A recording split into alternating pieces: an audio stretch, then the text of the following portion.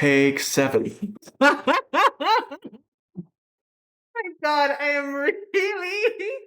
Why are you so hard to do? Because I'm trying to surprise you every time we start. All right. If this video ministers to you, please don't subscribe. Just share with a friend.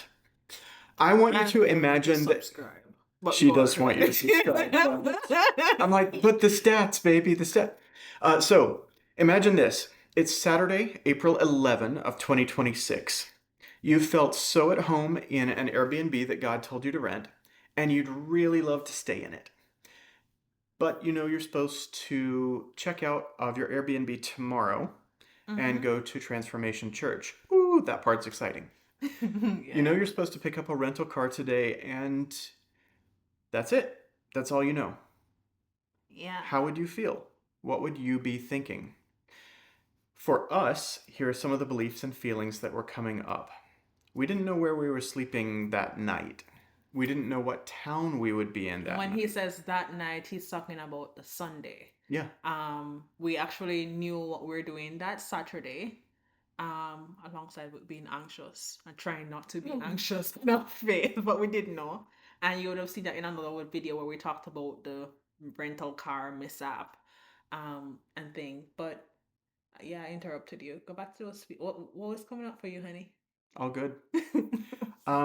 The what was coming up for me was that I've misheard God. He would have answered me by now if I'd been listening. About where we were going, where we're Yeah. going to be next. Yep. Mm-hmm. Uh, I was feeling, well, my wife is scared and I can't help. That feels bad. That sucks. Yeah, he does not like when I feel a whole bunch of things, and Yeah, he doesn't feel I can't do anything I about really get onto her about that whenever she feels bad. it. It seems to work. And then it's like for me, I Follow me for more marriage tips and advice. no. But for me, as a very logical person, who is a planner, I honestly, I was very scared. Like, God, how did I end up here? Like, what in the world are you doing? Like, why don't we know where we're gonna be next yet? And you were beating yourself up too, like you're logical, Shenielle. Yeah, you don't do this. Yeah. This is not stuff that I do, even though, to be honest, persons who know me may not agree that this is not stuff that I do. Only with travel, not with projects. Right. Right? And I mean, I was scared that even though I actually believed that we were exactly where God wanted us to be. Um, I was literally fighting with myself not to be thinking about the worst that could happen. For me, for example, I have had this big fear of being homeless. And I mean, even though I've never been homeless in my life, and so forth, it's definitely not something that I want to be. It's not so bad. Well, talk for yourself, honey. Right? I had fears around money because our resources were dwindling. And I mean, I was fighting to not get in that place where my inner critic was like, girl, you're stupid and you're irresponsible. Like, what the hell are you doing? Right? And I mean, even around that, there was also the thing of I don't want anyone to know that this is where we're at. Like, if this is how I feel about it, can you imagine somebody else looking on? Um, they would probably be judgmental. There was very much with me as well. A what will other people think if they knew this is what we're doing?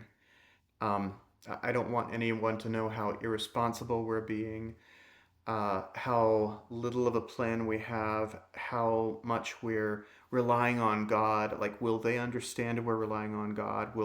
Do they experience God the same way? They don't experience God the same way. Everyone has their own relationship with God. Is it going to look like bad stewardship? And so we decided to make sure that no one sees it ever by putting it on YouTube, which is Yay! that's how Don't most laugh. YouTube channels that's how most YouTube channels work, right? You publish it and then nothing ever happens. So this seems like a sure thing. Yeah, All right. and so at the beginning of that morning, that was where we were at. Like that Yeah. Saturday morning, that was where we're at. We went ahead. We It got was exciting. And it still is exciting. We're still very much in this same sort of place, but there's a lot of stress involved that day as well.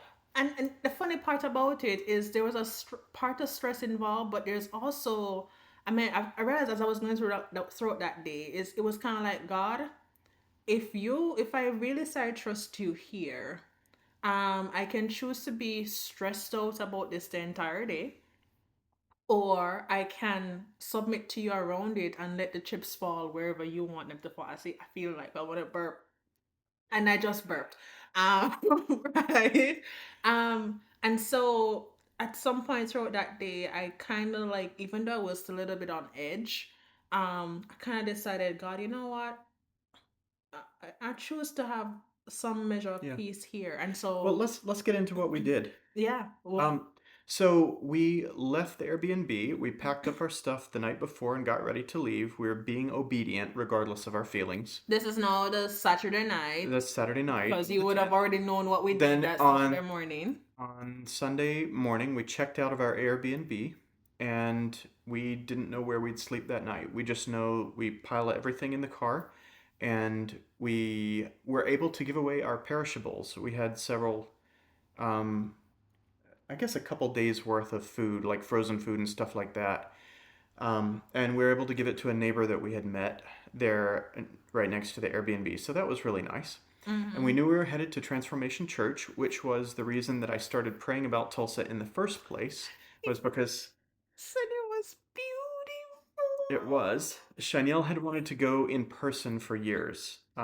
This is the church that brought her back through YouTube shorts and etc. Initially attending service online Yeah. and then joining their small groups Yep. online. Yep. So I was doing online way before COVID even came in. I'm Yeah. just saying, but that was what God had actually used to bring me back to Him. Yeah. After I left. So it was quite a joy to go in person to this place that had been so influential to her. Yeah, and not only that, for me, it was really like, for me it was.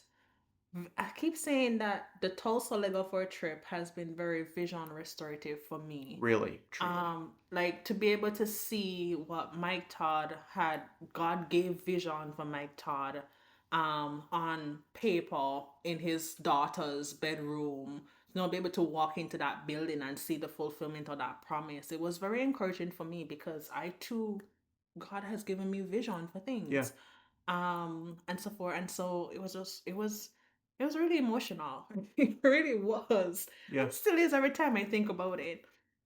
It was something else. It was really powerful for both of us with vision. I was super um, impressed and moved by how on vision everyone in that church was. Uh, it's not just that there were no frowning faces. I mean, certainly that. Um, but it was, they had translated that vision into tight, tight, tight SOPs. And Mhm. whether or not that's your thing in a church, it was magnificent where they Yeah. had gone with all of this stuff. I'm not a mega church guy, I'm a home church guy, but this was remarkable.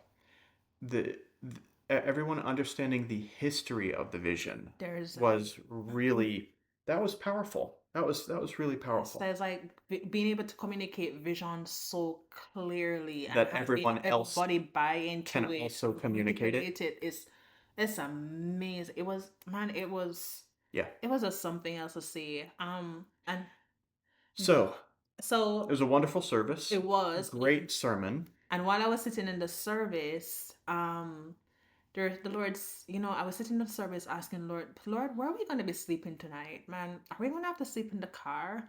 I mean, we don't even know where we're supposed to be going, etc. And He said three things to me. He said, drive in the direction that you have decided that you want to go until I say stop. Hmm. Um, he said that we had friends. We're planning to go. We're thinking about Independence, Kansas at that point because Germany have, well, they're not our friends. Yeah, the Um, Star Waltz. Friends in Independence, Kansas. But we hadn't been able to get in contact with them to talk about us probably coming to visit. I talked with Jody, but I had not gotten with him about would we be able to see you today or tomorrow. Yeah, and Yeah, so it was kind of like you tried contacting, but nothing, yeah. right? And that was the second thing the Lord said to me. He said to me that you're thinking that you'll overnight with the stairwells, but um, The stairwells, the stairwell to heaven. yes, Um, but he showed me a picture of us, of Jeremy, not us, sitting with this guy in what looked like, for me, it looked like a coffee shop, right? And so he was like, "Yeah, you're gonna see them. You're gonna see Jody, but it won't be for like a stay at their place kind of thing. It's like for a moment, and then that's it." And then the third thing he said to me was, after service, get in the car and just sit and be still. That was it. And I was just like, God, you sure you don't want to tell me something?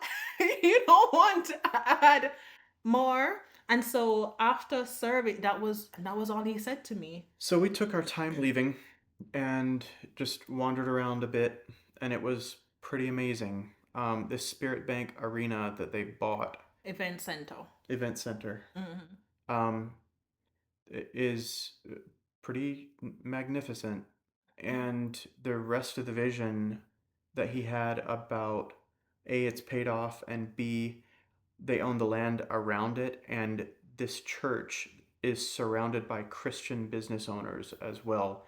It was really powerful To to just walk into all of that, yeah. to see that and to hear that that had come to pass already, Yeah, and or this that is almost all of it has come to pass I already, think this is at coming. least. I don't remember how many years, but I think Mike and Natalie Todd has been the pastors for Transformation Church for going about 10 years now. I could be That wrong. sounds that jives.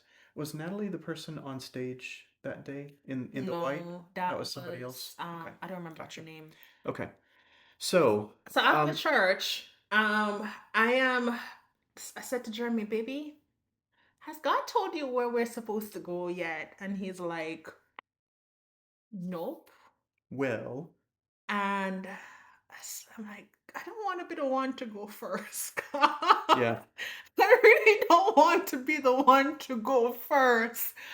But I felt so I was hesitant about telling him what God had told me. And so eventually I said to him, baby, I really think the Lord is saying that we should just get in the car and drive in the direction that we're supposed to go until he says stop.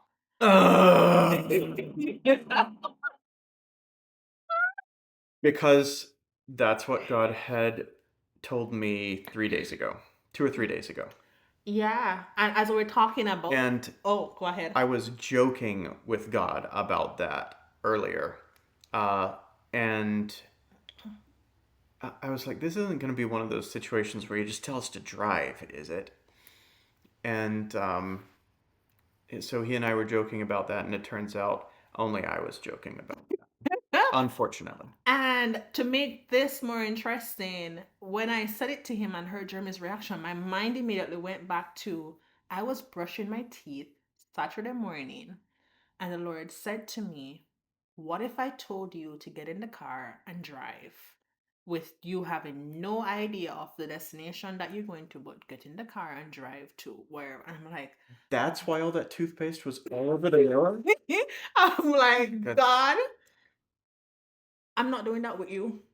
I'm like, I am not doing that with you. I don't play those games with me. There's a lot of that kind of language from this one over here. And so to see him come and tell us that on Sunday, it was, man. We had a choice to make. We could choose to be frustrated and fearful about not getting the kind of answer we wanted from God. Mhm. We talk sometimes about giving God options. Do you remember who that came from or where that came from? Mm-mm. We should title a video of that sometime. But giving God options, well, we can either stay here in this Airbnb or we can go to Florida, back to Orlando, or maybe a third option. And God's like, It's you not don't do get it to now. tell me that. Yeah, it's Like, here's my will for you, yeah, and you can either choose to obey or disobey. yeah. And we are trying to be people who obey God quickly. He's been showing us a lot about how he speaks differently to us in different times. There are a few consistent we should do a video about that too. But there are a few consistent things he'll do, but he doesn't answer us the same, like in the same way in different phases. He'll send a what a fire and a whirlwind, or a whirlwind and an earthquake. I never can remember what it is. And then the still small voice. Do you remember Oh, the you three mean the for it? Elijah? I remember the three. Yeah. It's he didn't come in the. It's either a fire or an earthquake. I never can remember. But he wasn't in the first two, but then the still small voice. Um, he's definitely teaching us to be sensitive to him regardless of how he chooses to speak, because he wants us to be listening to him in every area. Okay, well, that's hard. Yeah. So this was the hard that we had to choose our way through this time. And we can choose thrill, or we can choose fear. We can choose peaceful obedience, or we can choose frustrated obedience. We're not going to choose disobedience, but th- our feelings were our choice there. Yeah, or and I mean, we could take every thought captive, or Yeah. let everything, let all the thoughts Take us unlimited, captive. or let them take us captive, Yeah. right? And So we so, started to leave, and I needed to go to the bathroom, so we came back in so around the other side. And Shenya was very patient. was I? I You were. was. Yeah. I was. I was kind of like, oh, I knew he was gonna say that Yep. because whatever. So as we went, as I went to the bathroom, she encountered someone. But before I encountered that person, I was standing there and I saw the person coming towards, like coming in my where the direction that I was standing. This person is Tommy Todd, Mike Todd's father. So he is the pastor's father. Um, He's pastor emeritus, right? Like he was the pastor at one point. no, No, that wasn't him. no, Got he's it. not the pastor. Okay, He transferred different from the church ministry. at Okay. all. And as he was coming in the direction of where I was, I don't think he had seen me or anything, but the Lord said to me, he's going to stop and talk to you. And I'm like, God, you're joking. He doesn't even know me. What is he going to stop and say to me? There's 1,500 people in this room. Yeah, Yeah. it's not long, whatever. And he heads to go in back into the into the building, into the church, well, into the worship area. And then somebody stops him. He talks to the person, then he turns to go again, and then he notices two persons standing talking, and he stops to talk to them. And I'm watching the interaction and just being totally amused by it. And then he locks eyes with me and Meek and comes over. And I'm like, crap, God, you were right. Um, and and so we start talking, and the Lord led me to just share. He introduces himself, etc. And the Lord led me to share. Like he's like, okay, and I told him why am I at Transformation Church, and then the Lord led me to share a little bit about our journey, about the fact that we have just been going to wherever God sends us since October. And then he asked about Jeremy, and he gets to meet Jeremy. And then in the middle of that conversation, he shares a part of his story that I had totally forgotten, that how he ended up in Tulsa was because he and the ministry that he was a part of got a word from God, and so they came to Tulsa not knowing anyone, not having any connections, etc. And the thing that will probably stay with me all the time, we were talking to our He counselor. was telling us how similar it was to his story. Yeah, we are talking to our counselor, and he said to us, that sounds very much like what Mary had told the people, the servant at the miracle, the first Um, miracle is he said to us, the most important piece of advice he could give to us. Hang on. Uh-huh. Tommy Todd said the most important piece of advice he can give to us, Yeah, is whatever God tells you to do, do it. which makes perfect sense. He said that's the only important thing. And I mean, it was a thing I needed Yeah. at the thing because even telling Jeremy that what God had told me, there are parts of it that I did not mention. Because I'm like, God, what if I'm hearing wrong? Like, God, what what if it doesn't match what you're telling him? Like, God, like all of these things. We're both dealing with that belief and that set of thoughts. What if I'm hearing wrong? What if it doesn't match with what you're showing my spouse? Yeah. And so having that encouragement, that reminder, like obedience to God is it doesn't matter what's going on around us, but obedience to God is like the most important thing. Whatever God tells you to do, do it. Was Yeah, wow. that was emotional. So we sat in the car for a little bit and Hmm. we ate cold hot dogs and then we started driving north. Both of us are scared but thrilled at depending on him this much Yeah. for our Next day. very for our Next step. very next step. So, let's end it there. That's 21 minutes. In the next video, we'll tell you about where we landed. Yeah. What happened there when we landed? So much happened there. Yeah. Hasta la vista.